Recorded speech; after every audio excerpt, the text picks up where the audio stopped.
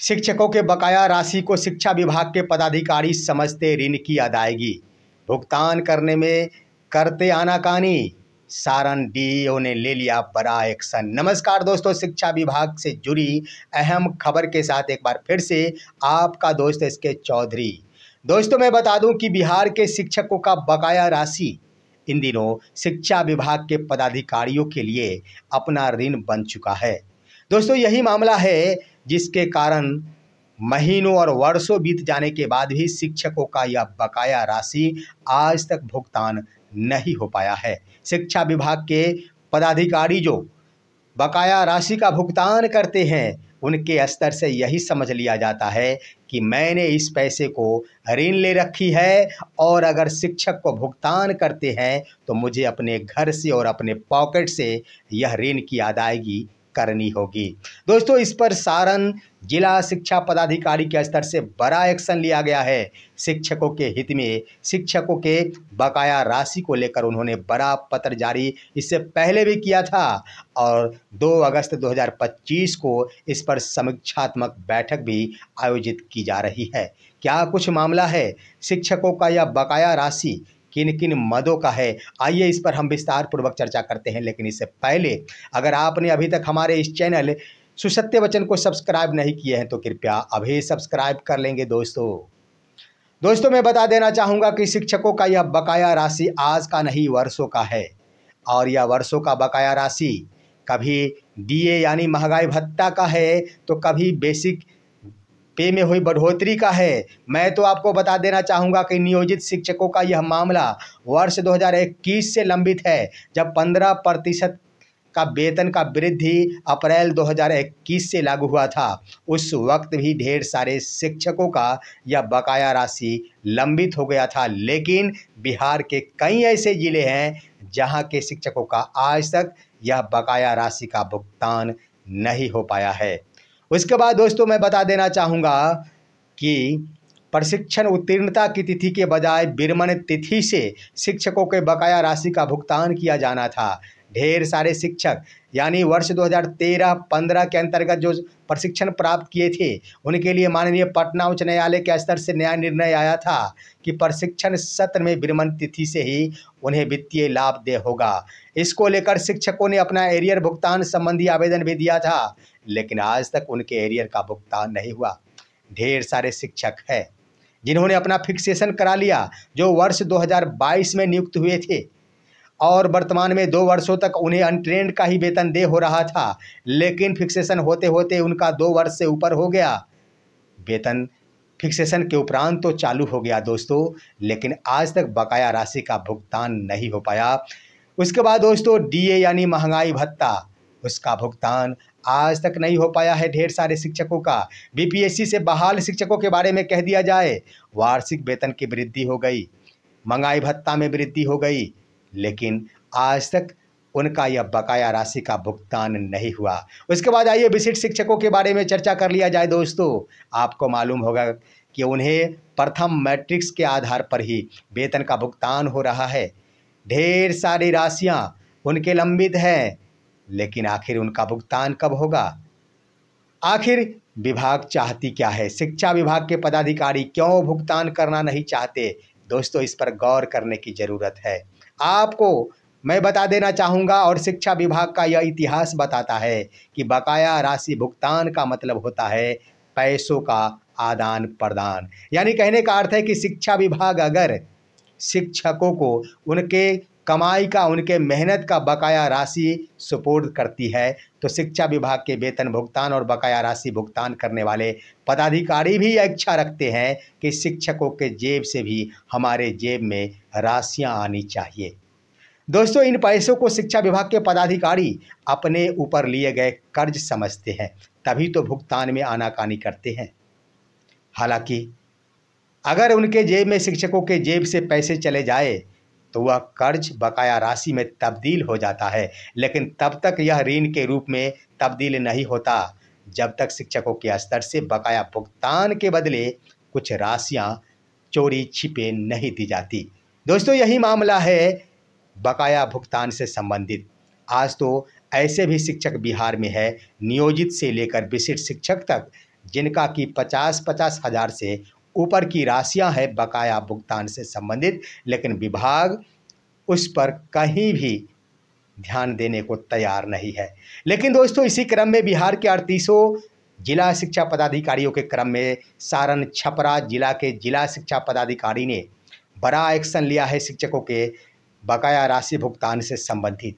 उन्होंने इससे पहले एक पत्र जारी किया था और एक बार फिर से 30 जुलाई 2025 को एक पत्र जारी किया है।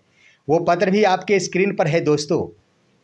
और आइए सबसे पहले हम इस पर चर्चा करते हैं कि आखिर जिला शिक्षा पदाधिकारी सारण के स्तर से क्या कुछ लिखा गया है। दोस्तों, यह पत्र तमाम प्रधानाध्यापक चिन्हित मध्य विद्यालय सारण को लिखा गया है, यानी डीडीओ, पहले डीडीओ थे, वर्तमान में तो डीपीओ ही डीडीओ बन गए हैं दोस्तों लिखा गया है लंबित मातृत्व अवकाश, चिकित्सा अवकाश, अर्जित अवकाश, उसके बाद वार्षिक महंगाई भत्ता आदि का अविलंब निष्पादन करने के संबंध में।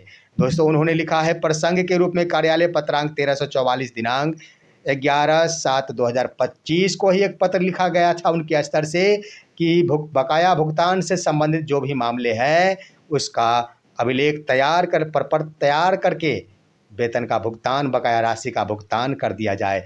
इसी पर यह पत्र लिखा गया है समीक्षात्मक बैठक के लिए। दोस्तों, आगे लिख दिया गया है कि उपर्युक्त विषयक प्रासंगिक पत्र द्वारा लंबित मातृत्व अवकाश, चिकित्सा अवकाश, अर्जित अवकाश, उसके बाद महंगाई भत्ता से संबंधित मामलों की समीक्षा करते हुए दिनांक 13/7/2025 को अधोहस्ताक्षरी कोषांग में संगत अभिलेख के साथ विपत्र उपलब्ध कराने का निर्देश दिया गया था। उक्त निर्देश के आलोक में आपके द्वारा संबंधित वांछित विपत्र निर्धारित तिथि को निश्चित रूप से उपलब्ध करा दिया गया होगा। निश्चित रूप से करा दिया गया होगा, स्पष्ट कर दिया गया है। दिनांक 2/8/2025 को अपराह्न 2 बजे अधोहस्ताक्षरी द्वारा कार्यालय प्रकोष्ठ में संबंधित मामलों की समीक्षा की जाएगी कि आपके स्तर से अभिलेख उपलब्ध करा दिया गया है या फिर नहीं। आगे क्या लिखा गया है, दिलचस्प बात है दोस्तों।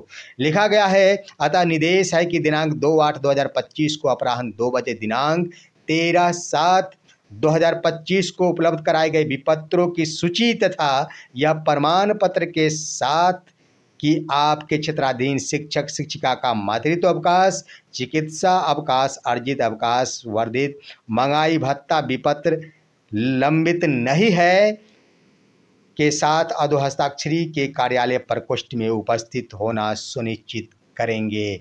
यानी स्पष्ट कर दिया गया है कि आपके यहाँ किसी प्रकार का यह मामला लंबित नहीं है बकाया से संबंधित, यह विपत्र भुगतान करने वाले पदाधिकारी के पास पहुंचा दिया गया है।